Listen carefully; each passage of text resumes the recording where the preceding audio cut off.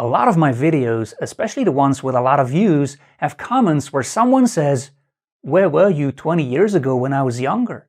I wish I knew all of these things about men and especially bad men back then already. I would have avoided so many mistakes in my love life. All those frogs that never turned into my prince, or princess I turned back into a frog." Yeah, that's to be avoided as well, of course. So let's talk about 13 crucial secrets about men that I would tell my daughter as soon as she was really interested in a guy for the very first time. But since I do not have a daughter and my sister also only has boys, I will just tell the internet. And so, you. My name is Geert, I'm an author. I also use the pen name Brian Knox. I write books about dating and relationships and other topics. And the first thing I really want to tell my imaginary daughter is, you are amazing.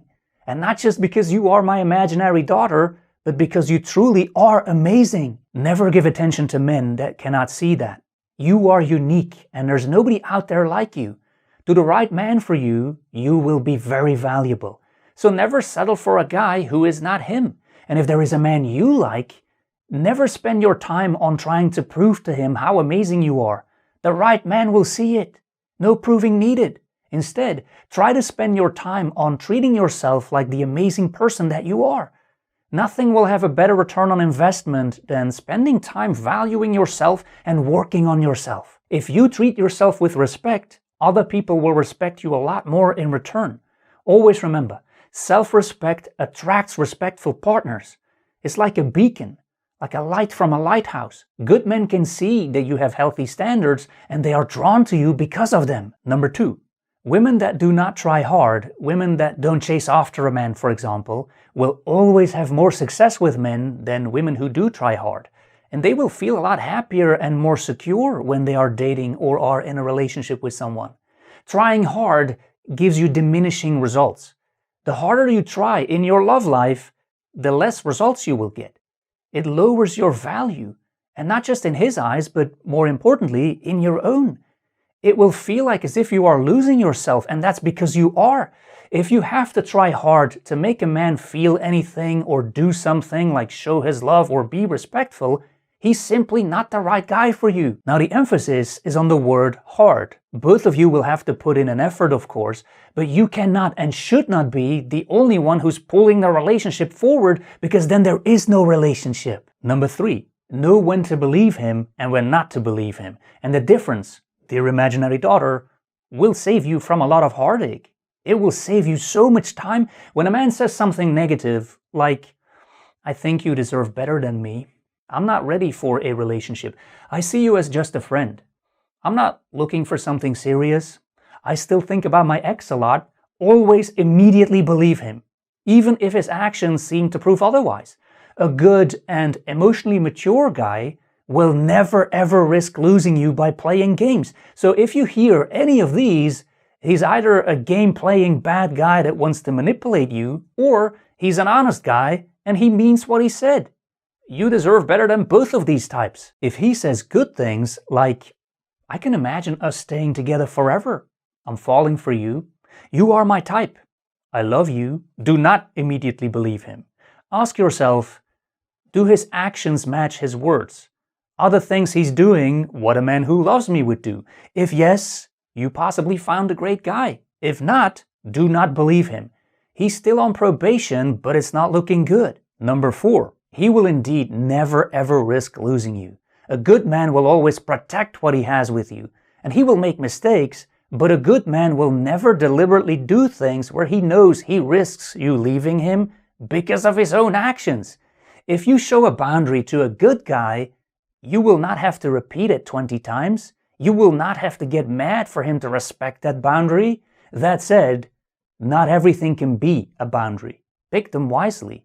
If he feels like he has to walk on eggshells all the time because there are boundaries and high expectations everywhere and the bar is raised way too high, he will eventually leave because he also has to make sure he doesn't lose himself, of course. Number 5. Nobody is too busy to reply within 24 hours after reading a text message from you.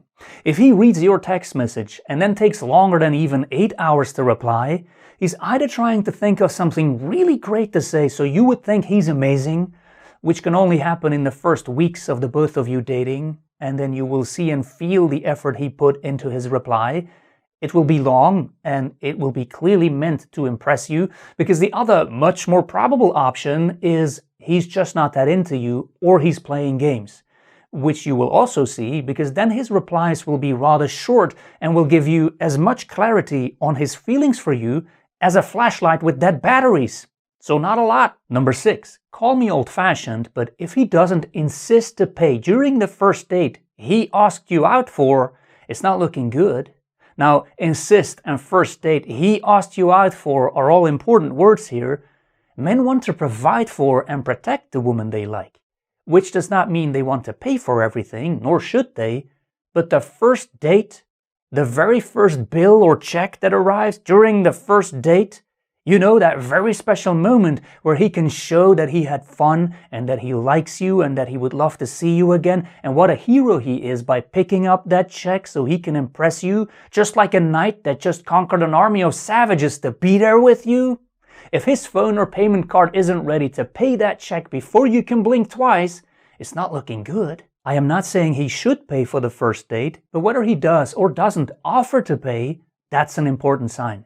And if you offer to pay or split the bill, which is always a nice gesture and which will be appreciated, so when you do that, an interested guy will still insist that he's going to pay for it.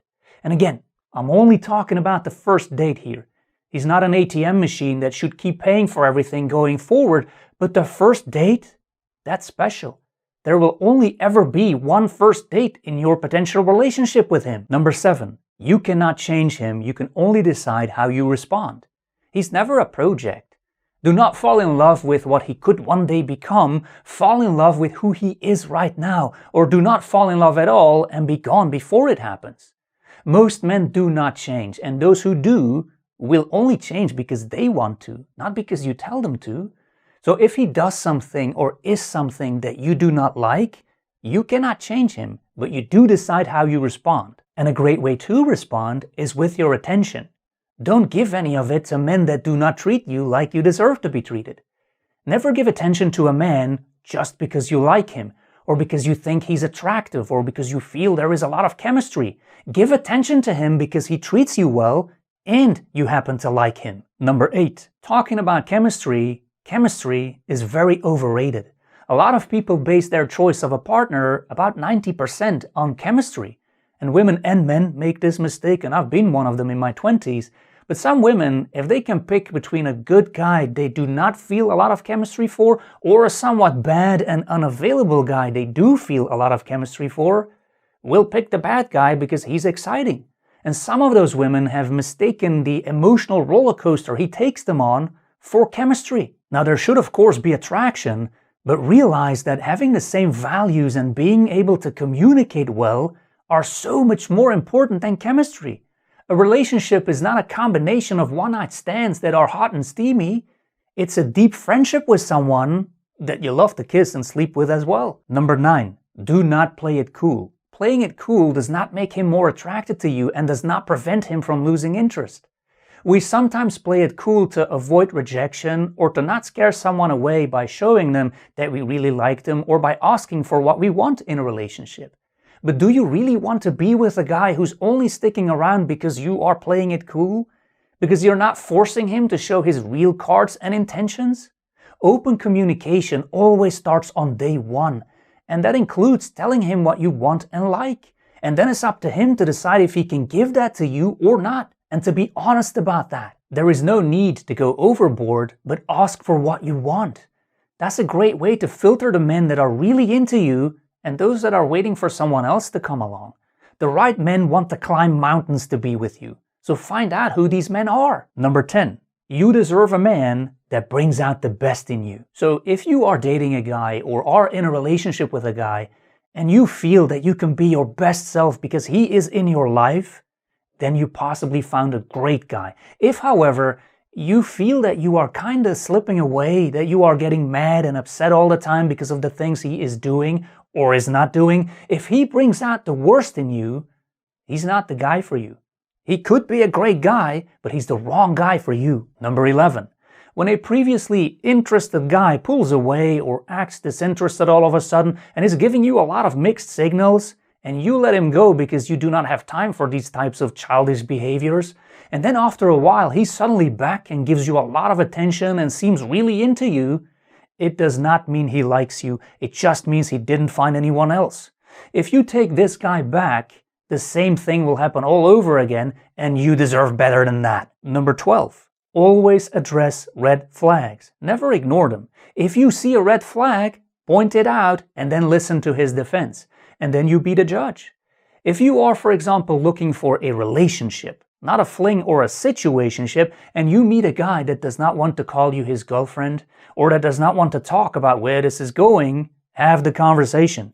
And if you feel that he's not honest or that he is sugarcoating things, lower your interest in him and start to move on. Also, even aside from the big red flags, when you start dating a man, it's never your job to make him fall for you or to make him attracted to you or to make him love you. It's not your primary job to make it go anywhere. Your biggest job is to make sure it can go somewhere. Meaning, if you see incompatibilities that you know will make you miserable down the road, for example, you deeply love and need a lot of physical affection, but he likes it about as much as a cat loves a cold bubble bath, then it's not looking good. That's why it's so crucial to always communicate what is important to you. Number 13, you get his best behavior in the beginning of the relationship.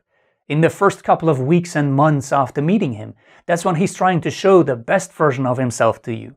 Now, this has a couple of consequences. First, if it's already bad then, run and get out of there. It will not get better. Second, this also means it takes time to really get to know him, since the first couple of days and weeks are possibly not a representation of who he really is in a long-term relationship. So, dear imaginary daughter, take your time before you really approve a man and go slow. But be quick to leave him when he shows he's a bad guy for you. I will wrap it up here. If you appreciated this format and would like me to create a series of videos for my imaginary daughter, let me know in the comments. In the meantime, you can come on over to brianknox.com for the deeper stuff, or go to Amazon to read or listen to my books. Just search for my pen name, Brian Knox. I want to thank you for sticking around until the very end of this video. I always love it when you do that, and I hope to see you in another video.